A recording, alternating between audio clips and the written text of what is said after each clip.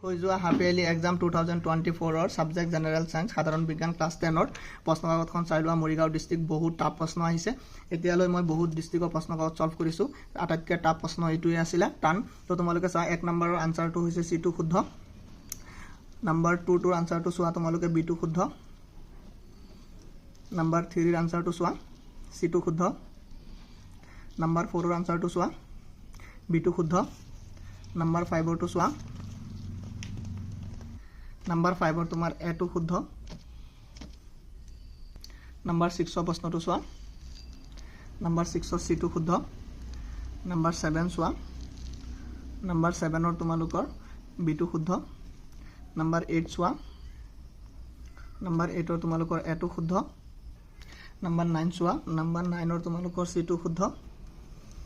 Number 10 स्वा Number 10 और तुम्हार लोकर B2 खुद हो Number 11 চোৱা 11 ৰ তোমালোকৰ A2 শুদ্ধ Number 12 ৰ তোমালোকৰ C2 শুদ্ধ Number 13 চোৱা Number 13 ৰ তোমালোকৰ D2 শুদ্ধ Number 14 চোৱা 14 ৰ তোমালোকৰ D2 শুদ্ধ Number 15 চোৱা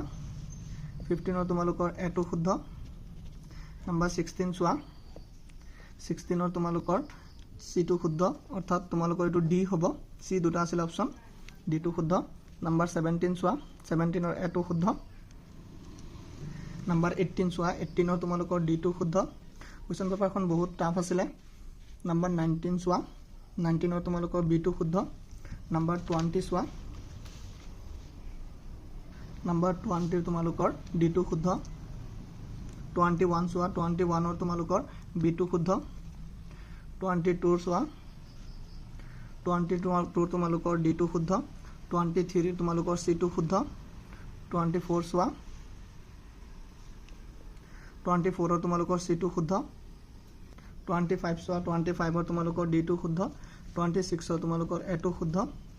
27 চোৱা 27 তোমালোকৰ C2 শুদ্ধ 28 তোমালোকৰ B2 শুদ্ধ 29 তোমালোকৰ চোৱা D2 শুদ্ধ 30 number to চোৱা 30 number তোমাৰ C2 শুদ্ধ 31 number to তোমাৰ C2 শুদ্ধ এটো D হ'ব অপচন C দুটা দিয়া আছিল 32 number to চোৱা 32 number তোমালোকৰ A2 শুদ্ধ 33 number to তোমালোকৰ C2 শুদ্ধ 34 number A2 শুদ্ধ 35 চোৱা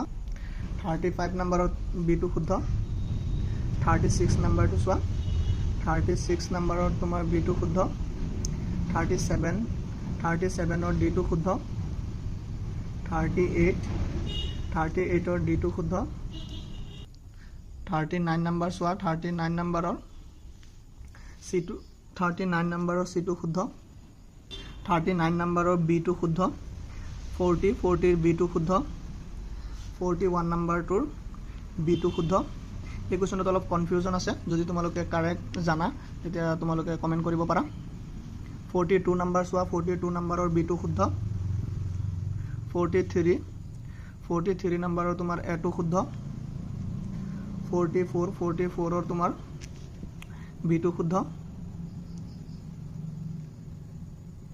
45 নম্বৰৰ A2 শুদ্ধ এই 45 টা MCQ আছিল এটা লং কোৱেশ্চনবোৰ চোৱা লং কোৱেশ্চনবোৰ বহুত ভিতৰৰ পৰা বনাই দিছে তো এতিয়াও যাৰ যাৰ ডিস্ট্ৰিক্টত পৰীক্ষা হোৱা নাই তোমালোকৰ কাৰণে প্ৰশ্নকাকতখন বহুত ইম্পৰ্টেন্ট হয় এই প্ৰশ্নকাকতখনত দীঘল প্ৰশ্নৰ আনসাৰ লাগিলে তোমালোকে কমেন্ট কৰিবা মই আনসাৰ দি কেনে এটা ভিডিও বনাই আপলোড দি দিম